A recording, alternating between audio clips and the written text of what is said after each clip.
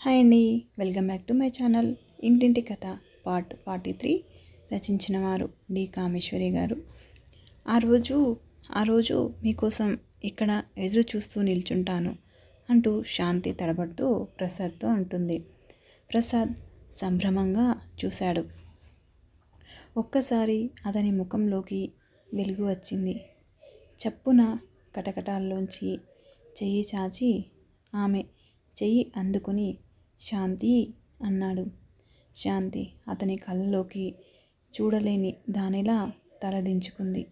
అవును, ఆ రోజు ఎప్పుడొచ్చినా 5 ఏళ్ళు కానియండి, 10 ఏళ్ళు కానియండి, ఆ రోజు వరకు మీకోసం ఎదురు చూస్తాను, మీకు అభ్యంతరం లేకపోతే. శాంతి, చాలు, ఆ మాట చాలు నాకు. ఆ మాట ఆసరాతో జైలు శిక్ష ఆనందంతో అనుభవిస్తాను. శాంతి, జీవితంలో పొందలేని ఆనందాన్ని నీ సహచర్యంలో పొందుతాను. నాకు లక్షలు వద్దు, కార్లు వద్దు, మేడలు వద్దు.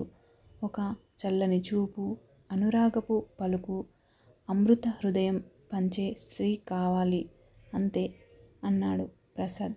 అలా అంటుంటే అతని కళ్ళు నీళ్లతో నిండాయి. శాంతికి కంటి నీరు జారింది. ఇక ప్రసాద్ జైలుకెళ్ళిన తర్వాత నెల 15 రోజులకి రామారావు, కమల రిజిస్టర్ ఆఫీస్లో సంతకాలు పెట్టి వచ్చి వెంకట్రావు గారి కాళ్ళకి దండం పెట్టారు. మంచంలోంచే ఆయన కన్నీళ్లు పెట్టుకుంటూ ఆశీర్వదించారు. బాబు, 10 కాలాలు చల్లగా బతకండి. దురదృష్టవంతురాలనుకున్న దానికింత అదృష్టం పడుతుందని ఎప్పుడూ అనుకోలేదు. మా దురదృష్టానికి నీవు మనసు మార్చుకుంటావని భయపడ్డాను. నీది ఇంత పెద్ద మనసు అనుకోలేదు. దేవుడు చల్లగా చూస్తాడు అంటూ కమలని అక్కున చేర్చుకుని, తల్లి, ఈ బీద నాన్నని క్షమించమ్మా. ఆఫీస్లో పెళ్లి చేసుకుంటుంటే వద్దని తీసుకొచ్చి పెళ్లి చేయలేని ఈ అశక్తుడిని అర్థం చేసుకో తల్లి. పట్టెడు పసుపు కుంకుమ తప్ప ఏం ఇవ్వలేనమ్మా అన్నారు గద్గదికంగా. మాకు మీ ఆశీర్వచనం తప్ప ఏం అక్కరలేదు. ఇంట్లో అన్నీ ఉన్నాయి. మీరేం దిగులు పడకండి మామగారు అని వెంకట్రావు గారు అన్నారు. మృదువుగా అన్నాడు రామారావు. కమల కాపురానికి వెళ్ళిపోయింది. ఇంట్లో అందరిలో ఏదో నిర్లిప్తత చోటు చేసుకుంది. ఎవరి పనులు వాళ్ళు యాంత్రికంగా చేసుకుంటున్నారు. వసంత అయితే మరీ నిరుత్సాహంగా తయారయ్యింది. రతన్లాల్ పెళ్ళి అత్యంత వైభవంగా జరిగింది. ఆ పెళ్ళికి వెళ్ళి పెళ్లి కూతుర్ని, ఆమె ధరించిన వజ్ర వైడూర్యాలని, అలంకరణని, ఆ పార్టీని చూశాక తనెంత అవివేకంగా అందని పండ్లకి అర్రులు చాచిందో అర్థమైంది. వారి ఐశ్వర్యం అంతస్తుల ముందు నిలబడే తాహతు కూడా లేని తను ఇంత పిచ్చిగా భ్రమపడింది. పెళ్ళయ్యాక కొత్త దంపతులు హనీమూన్కి విదేశాలు వెళ్ళారు. ఆఫీస్ పని అతని తండ్రి చూసుకునేవాడు. అంచేత ఆఫీస్ పని అంటే కూడా విసుగు పుట్టింది వసంతకి.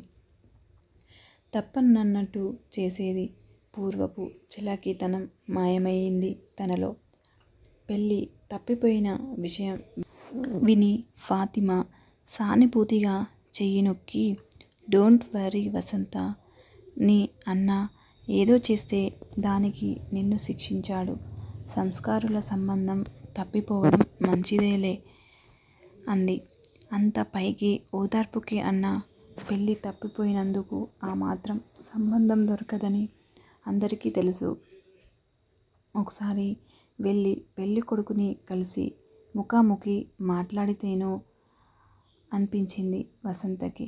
కానీ ఊర్లో ఉండి తనెక్కడ పనిచేస్తుందో తెలిసి కనీసం స్వయంగా వచ్చి చెప్పని పెద్ద మనిషిని ఓసారి ఫోన్ చేసి కనీసం క్షమాపణ చెప్పే సంస్కారం లేని అతనితో మాట్లాడి ప్రయోజనం ఏముంటుంది అనుకుంది మనసులో వసంత.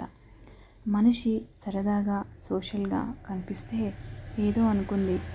అభ్యుదయం వేషాల్లో మాటల్లో తప్ప కార్యాచరణంలో ఉండదు అని అర్థం చేసుకుని నిట్టూర్చింది. ఇక కమల వెళ్ళాక కమల రాబడి లేదు. వెంకట్రావు గారు మంచాన పడ్డారు. ఆయనకి కంపల్సరీ రిటైర్మెంట్ తప్పలేదు. జీతం వచ్చినప్పుడే అంతంతగా గడిచే ఇల్లు పెన్షన్తో వసంత జీతంతో గడుపుకోవాలంటే కింద మీద పడాల్సి వస్తుంది. ఇక శంకర్ ఎప్పుడు ఇంట్లో ఉండడు. ఏం చేస్తున్నాడో దేవుడికే ఎరిక. పరీక్షన్న ఇస్తావురా అంటే ఏదో ఉద్ధరిస్తున్నట్టు ఇస్తాలే అన్నాడు తల్లితో. ఓసారి 200, మరోసారి 100 ఇలా ఎప్పుడన్నా డబ్బు తెచ్చి ఇంట్లో ఇచ్చేవాడు శంకర్. వెంకట్రావు గారి మందుల ఖర్చుకే ఎంతైనా చాలేది కాదు. ఇంట్లో డబ్బు ఇబ్బందులతో వసంత చిరాకు మరీ ఎక్కువైపోయింది. ఇల్లు నరకంలా, తన సంపాదన అందరూ పీక్కు తింటూ తనకు అన్యాయం చేసినట్టు అనిపించింది. ప్రతిదానికి కసుబుసులాడేది అందరి మీద. వసంత ఒంటరిగా ఉండడం వల్ల ఆ ప్రభావం తన మీద పడింది. మాలతి ఇంట్లో ఎవరికీ చెప్పపెట్టకుండా ఓ రోజు మూర్తితో రిజిస్టర్ ఆఫీస్లో సంతకాలు పెట్టి మెడలో పూలదండలతో వచ్చి తల్లిదండ్రికి నమస్కారం పెట్టగానే అంతా అవక్కైపోయారు. ఒక్క క్షణం అర్థం కాని వారిలా విభ్రాంతిగా చూశారు. మూర్తి, మాలతి ఇద్దరూ పెళ్లి చేసుకోవడం అన్నది ఎవరూ ఊహించలేనిది. తెల్లబోయారు. ముందుగా కాంతమ్మ తేరుకుని ఏమిటే ఇది అని మాత్రం అనగలిగింది.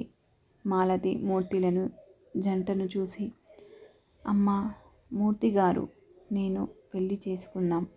ముందుగా చెబితే ఎలాగో అలాగా అప్పో సొప్పో చేసిన్ని మామూలు పెళ్లి చెయ్యాలని తాపత్రయపడి అప్పుల పాలవుతారు. అనవసరంగా అని చెప్పలేదమ్మా. మీ దగ్గర దాచాలని, మీరు వద్దంటారని కాదు. అనవసరంగా ఖర్చు తప్పించాలని ఇలా చేశాం అంది మాలతి తల్లితో. అయ్యో, ఎంత లేని వాళ్ళం అయినా పిల్లలకి 4 అక్షింతలు వెయ్యలేమే. ఇదేం పెళ్ళే, దిక్కుమొక్కు లేని వాళ్ళలా. ఇంత మంది ఉండి ఒక్కర్తివి వెళ్ళి పెళ్ళి చేసుకొచ్చావేటే. అయ్యో అంటూ కాంతమ్మ మూర్తి మాలతిల జంటను చూసి విలవిలలాడింది. వసంత నమ్మలేనట్టు సంభ్రమంగా చూస్తుండి పోయింది.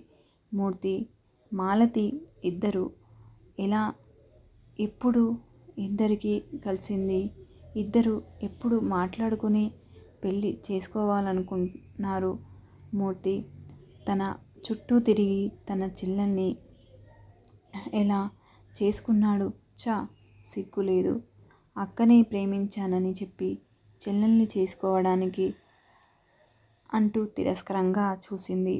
మూర్తి అదేం గమనించలేదు.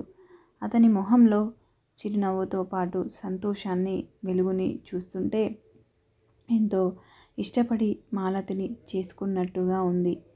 మాలతి, మూర్తి పక్క పక్కనే నిల్చుంటే ఈడుజోడులా కనిపించారు ఇద్దరు.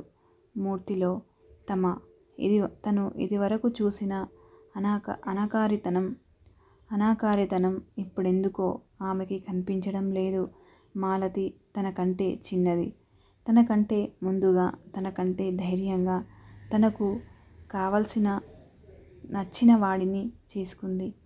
తను ఇంకా కన్యగా ఉండగానే అది కాపురానికి వెళ్ళిపోతుంది. కమల వెళ్ళిపోయింది. ఇప్పుడు మాలతి వెళ్ళిపోతుంది. ఒంటరిగా ఈ ఇంట్లో తనుండిపోయింది. వసంతలో ఏదో అసంతృప్తి, అసూయ చోటు చేసుకుని ముఖం మార్చుకుంది. కాంతమ్మ వసంత మొహం చూసి గ్రహించింది. మిగతాది రేపటి ఎపిసోడ్లో చూద్దాం. Thank you for watching. ఈ వీడియో మీకు నచ్చినట్లయితే లైక్ చేయండి, షేర్ చేయండి, కామెంట్ సెక్షన్లో కామెంట్ చేయండి.